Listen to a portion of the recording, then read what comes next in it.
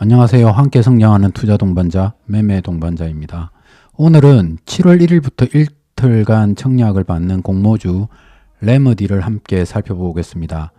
저선량 소형화 X선 기술을 가진 의료 사업 장비 기업인데요. 확정 공모가는 희망밴드 상단인 27,000원, 주관사는 KB증권입니다. 상장은 26년 7월 13일입니다. 먼저 분명히 말씀드리도록 하겠습니다. 오늘 영상은 청약을 권유하는 자리가 아니라 공개된 정권 신고서와 공시자료로 회사를 있는 그대로 뜯어보는 기록입니다. 투자 판단과 책임은 언제나 시청자분 본인에게 있습니다. 그럼 회사를 보도록 하겠습니다. 레머디는 2012년에 설립을 했습니다. 핵심은 저선량이면서 고화질 그리고 가볍고 작은 X선 장비를 만든다는 점입니다. 손에 들 수 있을 만큼 작은 휴대용 X선 촬영 장치와 비파괴 검사 솔루션을 개발, 제조, 판매합니다. 손에 들 수 있을 만큼 작은 휴대용 X선 장비를 의료 현장에 공급하고 산업적으로는 비파괴 검사 장비를 만듭니다. 응급실이나 재난 현장처럼 큰 장비를 들고 가기 어려운 곳에서 강점을 갖는 구조라고 생각하시면 됩니다. 대표 제품은 휴대용 의료 장비 KA6, 치과용 T100, 산업용 RIXB100이고요. 특히 특허가 31건에 FDA CE 일본 후생성 인허가까지 갖췄다고 보시면 됩니다. 아이디어 단계가 아니라 이미 제품을 팔고 있는 회사다. 이 점 기억하고 넘어가도록 하겠습니다. 공모 핵심 정보입니다. 확정 공모가는 희망밴드 상단인 27,000원입니다. 기간 수요 예측 경쟁률은 1146대 1로 양호했습니다. 상장 기준 시가총액은 1,578억입니다. 청약은 7월 1일부터 7월 2일까지, 상장은 7월 13일이고요. 총 공모는 120만 주, 일반 청약 배정은 30만 주가 되겠습니다. 한 가지 눈여겨볼 점은 이번 공모가 100% 신주라는 겁니다. 이번에 주식을 파는 구주 매출이 없다는 뜻이죠. 최소 청약은 10주, 약 10만 3천 원이면 참여할 수 있습니다. 상장 첫날 시장에 풀릴 수 있는 유통 가능 주식 비율은 41% 수준입니다. 코스닥 신규 상장 평균과 비슷한 구간이라 극단적인 오버행으로 보긴 어렵습니다. 다만 이 안에서 구주 비중이 25%로 적지 않다는 점은 체크해 두시기 바랍니다. 기관이 일정 기간 팔지 않겠다고 약속한 의무 보유 확약은 약 18% 정도로 보통 수준입니다. 이 비율이 높을수록 상장 초기에 매도 압력이 줄어드는 경향이 있고요. 앞서 말씀드린 100% 신주라 공모 단계에서 기준 주주가 빠져나가는 물량은 없습니다. 이제 가장 궁금하신 부분, 공모가가 비싼지 싼지를 보도록 하겠습니다. 회사 가치는 비슷한 사업을 하는 비교 기업의 PER로 매깁니다.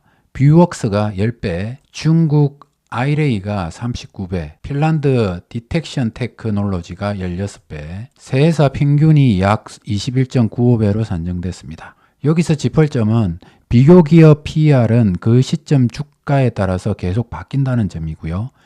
6월 26일 종가로 다시 계산하면 평균 19.7배까지 내려갑니다. 그래서 평균값 하나만 보지 마시고 청약 시점에 동종업체 주가를 함께 보시는 걸 권합니다. 이 평균 PER로 가치를 어떻게 뽑았는지 4단계로 보도록 하겠습니다. 먼저 2028년 추정 순이익은 약 199억 정도 됩니다. 미래 이익이니 20% 할인율로 현재 가치를 당기면 약 120억. 이걸 주식수로 나누어 주당 순이익 1,487원, 여기에 평균 PER 21.95배를 곱하면 주당 평가 가액이 32,639원이 나옵니다.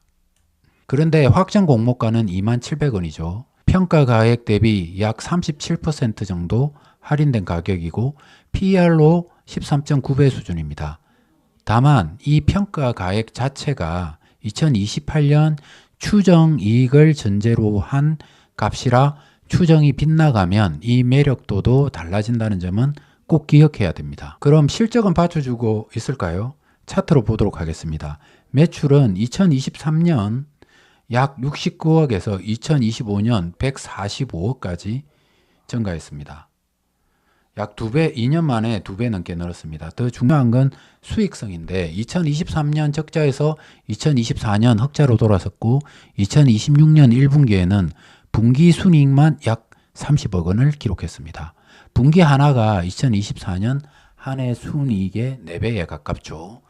적자에서 벗어나 빠르게 이익이 붙는 흐름은 분명히 긍정적입니다. 물론 이건 과거와 최근 분기 실적이고 미래를 보장하지는 않습니다. 재무 안정성도 짚어보도록 하겠습니다. 표가 빡빡한데 핵심만 보면 됩니다. 가장 눈에 띄는 건 맨 아래 이자 보상 배율입니다. 영업이익으로 이자를 얼마나 감당하는지 보는 지표인데 2023년 적자에서 2026년 1분기 41.7배까지 올라왔습니다. 업종 평균이 1.4배인 걸 감안하면 큰 개선이라고 볼 수 있고, 다만 부채 비율과 차입금 의존도도 좋아지고 있긴 해도 여전히 업종 평균보다 높습니다. 수익성은 빠르게 좋아지지만 재무 체력은 아직 평균을 따라가는 중이다. 이렇게 균형 있게 보시면 됩니다. 제품과 기술도 잠깐 보도록 하겠습니다. 주력은 휴대용 의료 장비 KA6입니다. 18개국에서 인허가를 받았고 일본 외무성 조달에도 납품된 제품이죠.